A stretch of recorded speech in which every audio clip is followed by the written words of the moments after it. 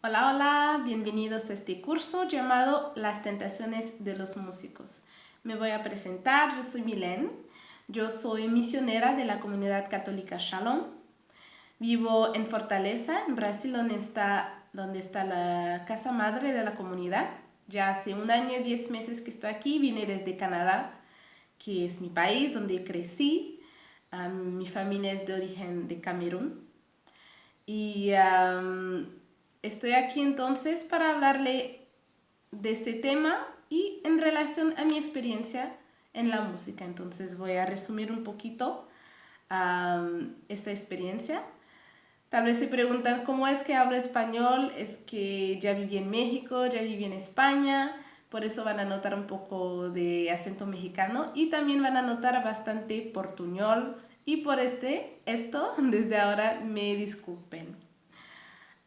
Entonces yo comencé a cantar más o menos oficialmente con 8 años, que es la edad en que comencé en el coro de mi escuela primaria. Después en la adolescencia, con 13, 14 años, empecé a hacer concursos de canto. Algunos gané, otros perdí. Un poco después, con 15, 16 años, empecé a grabar mis canciones de forma amadora y cada vez más profesional. En el tiempo que también comencé a cantar como corista para cantantes de Montreal.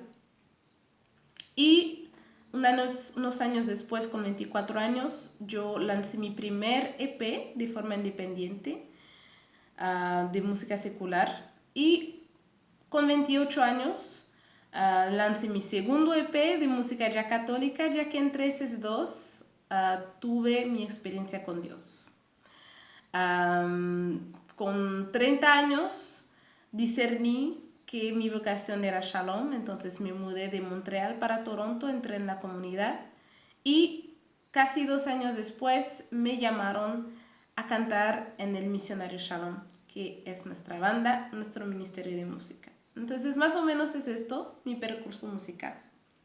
Hoy tengo 34 años.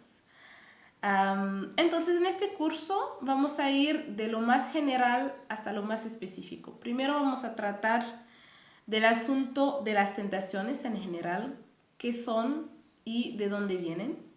Segundo, vamos a ver diferentes tentaciones que enfrentaron algunos personajes bíblicos.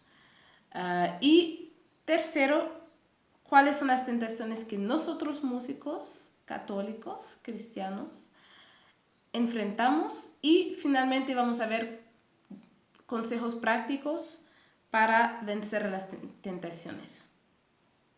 Entonces, primero vamos a tomar la definición de tentación de la Real Academia Española. Hay 3 definiciones y de estas 2 nos interesan. Primera definición es la siguiente: instigación o estímulo que induce el deseo de algo. Segunda definición: persona, cosa o circunstancia que provoca la tentación. Y tercera, que ya es más específica para la religión: solicitación al pecado inducida por el demonio. Esta segunda definición que acabamos de escuchar: persona, cosa o circunstancia que provoca la tentación. Vamos a desarrollar un poquito sobre esto. Aquí tengo un libro que se llama en portugués Te Seguiré. Creo que hay una versión en español, Te Seguiré, que es el libro vocacional de los que quieren discernir la vocación Shalom. En este libro tenemos un capítulo que habla de la batalla espiritual y que identifica 3 enemigos del ser humano. Primero es el mundo, el demonio y la carne, que en este caso, según la definición que acabamos de ver, serían las personas, cosas o circunstancias que provocan la tentación. En este mismo libro hay una definición de la vocación que dice lo siguiente: la vocación es un llamado, una invitación de Dios impreso en nuestra identidad más profunda. Aquí, cuando hablamos de vocación, vamos a hablar de vocación a dos cosas. Primero, ser un músico, ¿no? Un músico. Y segunda definición es un católico que es bautizado, y entonces el músico en cuestión es músico que canta, que sirve en la iglesia, que coloque sus dones y talentos para el reino. ¿Está bien? Entonces, cada vez que hablamos de vocación, ese es el contexto que vamos a usar, el de músico, católico, cristiano. Entonces, regresamos a los tres enemigos. Primer enemigo es el mundo. Entonces, vivimos en una cultura con muchas ideologías, o sea, ideas que son colocados para arriba y que quieren a veces tomar el lugar de la religión o de Dios. Por ejemplo, conocemos el relativismo, el hedonismo, la cultura del placer, el sensualismo, el egoísmo. Muchas veces las ideologías acaban por ismo, ¿no? Entonces, nosotros, cada vez que como músicos católicos estamos frente a esas realidades, esos ismos, y tenemos que tomar posición, estamos enfrente al mundo, ¿no? A lo que llamamos el mundo. Y entonces podemos tener muchas propuestas, ¿no? Alguien que canta, que toca, puede ser llamado a tocar en la iglesia, pero muchas veces también va a ser llamado a tocar en los bares, en las discotecas, en las fiestas. Y ahí va a haber muchas cosas del mundo, como la bebida, las drogas, el libertinaje. Entonces la pregunta es, ¿cuál va a ser su postura? ¿Cuál va a ser su decisión de tocar o no en ese tipo de eventos? Yo no puedo responder a esa pregunta por ustedes. Es algo que cada uno tiene que ver de acuerdo con sus valores, con su realidad financiera. A veces lo hacemos por dinero, ¿no? Porque necesitamos. Y también no tenemos que olvidar que Dios nos dio el libre arbitrio, que hace que nunca,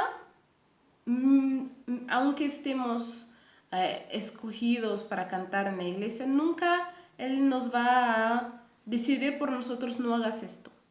Es cada uno que toma la decisión de acuerdo con su conciencia y sus valores. Esas ocasiones vamos a ver un poco más adelante, que pueden hasta ser ocasiones de evangelización, pero para poder verlo así y también aprovecharlo de esta forma, hay que ser muy fuerte en Dios. Pero de esto vamos a hablar después. Entonces, esto fue el primer enemigo, que es el mundo. El segundo enemigo en frente de la tentación, que induce tentación, es el demonio. Entonces, muchas veces cuando hablamos el nombre demonio, la gente ya empieza a decir: ay, mi Dios, es muy radical, es muy no sé qué. Pues sí, porque desafortunadamente hay una creencia popular en el mundo de hoy que dice que no existe el demonio. Y el demonio es astuto, ¿no? Él sabe, y uno de sus mejores logros, dicen algunos santos, es de hacer creer que no existe. Dice San Juan de la Cruz: los demonios existen. Sin embargo, ¿debemos temer a los demonios? No, pero ciertamente no podemos ignorarlos. Los demonios son muy sutiles y ellos se esconden en las pequeñas cosas. Entonces, si volvemos a un ambiente de ministerio de música, por ejemplo, estás en el ministerio de música, acabas de llegar, todo está bien, te das bien con todo el mundo se quiere, se ama, y de repente surgen discusiones, surgen gente que empieza a hablar mal del otro, y cuando ven, nadie ya se está hablando, ya llegó una confusión de que nadie puede explicar cómo empezó. Demonio. Y ese es lo que el demonio hace. Él entra en los diferentes ambientes. Puede ser ministerio de música, puede ser un grupo de oración, puede ser una amistad, puede ser una familia, y él semea la discordia. También lo que hace el demonio, como hizo con Jesús en el desierto, es que toma las cosas que son pecaminosas, que no son buenas, y te las presenta en una platilla de oro como algo muy bonito para tentarte, ¿no? Y ahí muchas veces caemos en la tentación. También toma las cosas celestiales, las cosas sobrenaturales, como la misa, los sacramentos, estas cosas que vienen de Dios, y nos las presenta como aburridas, como normales. Y de repente uno se encuentra diciendo cosas como, ay, ya no estoy muy bien hoy, no voy a ir a misa. Un domingo, ¿no? Que es un pecado, solo para acordarse. O, ay, no voy a confesarme con este padre, con un padre que es igual de pecador que yo. ¿Qué voy a hacer confesarme con él? Y ahí olvidamos que en la confesión tú no estás diciendo tus pecados a un padre, más al propio Jesús Cristo, que es también el que te perdona tus pecados. También en esta sociedad en que vivimos, donde queremos fugir de la cruz, no queremos saber nada del sufrimiento, a todo costo queremos evitarlo, y entonces un matrimonio que es para durar para siempre, de repente uno de los esposos dice, ay, no lo quiero más, no soy más feliz, entonces lo va a dejar. Demonio. Entonces eso es el segundo enemigo nuestro que provoca la tentación. Tercero enemigo, carne, nuestra carne. Entonces todo el mundo sabe la historia de Adán y Eva, cómo ocurrió el pecado original. Y el resultado del pecado original es que nosotros, y ya no necesitamos del demonio para esto, solo queremos hacer lo que es más agradable, los que nos plazca, y cuando vemos ya estamos en el pecado. Por ejemplo, ay, hoy estoy un poco cansada, voy a quedarme un poco, voy a relajar y no voy a rezar hoy y mañana y después de mañana. O por ejemplo, ay, este pastel se ve muy bueno, voy a comer solo un pedacito. Y cuando ves ya comiste la mitad del pastel. O por ejemplo, ay, esta relación está yendo muy rápido, pero me gusta mucho esa persona, entonces vamos. Y cuando ves, ya estás en el pecado hasta acá, pecado mortal en el caso, y de repente te inviten a cantar en la misa. Ahí tienes dos opciones: o para no escandalizar vas a comulgar en estado de pecado mortal, o te quedas así, todo el mundo comulga y tú no comulgas, o tú vas y haces así para recibir la benedicción, y ahí eres causa de escándalo.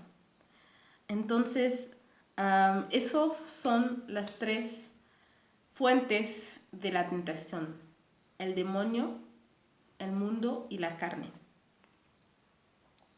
Entonces, ahora vamos a ver tentaciones concretas que podemos enfrentar, todo el mundo puede enfrentarlas, y vamos a ver personajes de la Biblia que enfrentaron concretamente esas tentaciones. Por esto van a necesitar su Biblia. Primero vamos a ver la primera tentación, que es retener nuestra vida, nuestros talentos para nosotros mismos. Entonces, dos cosas tenemos que clarificar sobre los talentos. Los talentos, primero, no son nuestros, son dones de Dios, y como Dios nos da estos talentos, un día nos va a pedir cuenta sobre esos talentos. Segunda cosa, que ellos son una riqueza, son algo especial, son algo que vale bastante. Y esto lo vemos en primer ejemplo en la Biblia, la parábola de los talentos. Los talentos valen tanto que en la Biblia es como si fuese dinero. La palabra talentos es usado para dinero, ¿no? Monedas. Y para mí esta palabra es muy fuerte.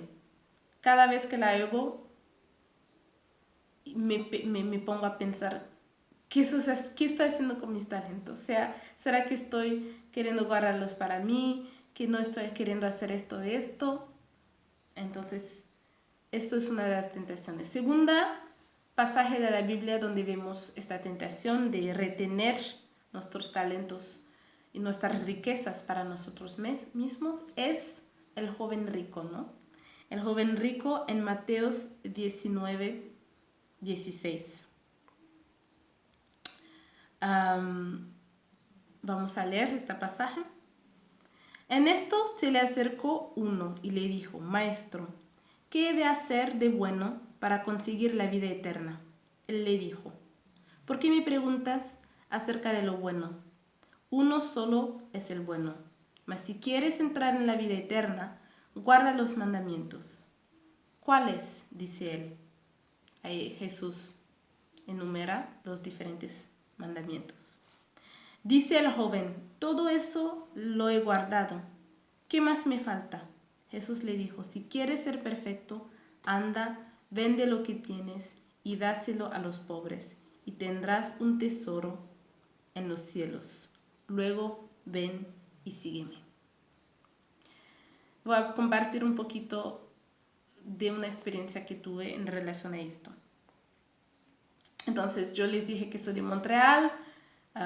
Con 30 años Dios me llamó a entrar en la comunidad Shalom. Dejé todo lo que tenía y llegué en Toronto sin nada, nada. O sea, no tenía casa, no tenía empleo, no tenía nada. Me quedé las primeras 2 semanas con mi familia Shalom, la comunidad de vida que tenía una casa. Y en esas 2 semanas Dios fue muy bueno.